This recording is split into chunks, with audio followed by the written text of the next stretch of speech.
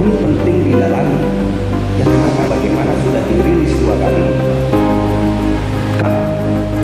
Karena pengungsi, personilnya, sarana prasarananya 6 personil. Selanjutnya 14 Oktober 2023 melibatkan ada 8 personil dan ada 3 personil.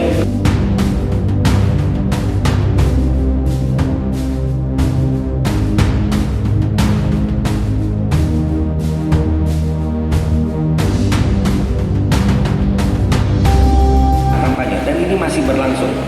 Kami melibatkan sebanyak 300 personil dan itu di tahun 2023 itu selama 34 hari.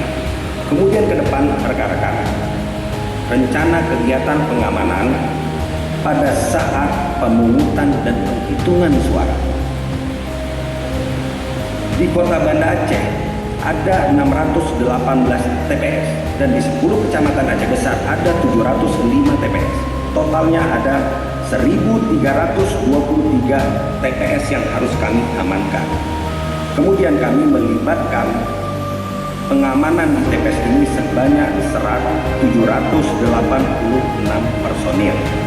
Kemudian kami juga menyiapkan Kompi Dalmas, yaitu Pelton Dalmas Awal dan Pelton Dalmas Kerangka.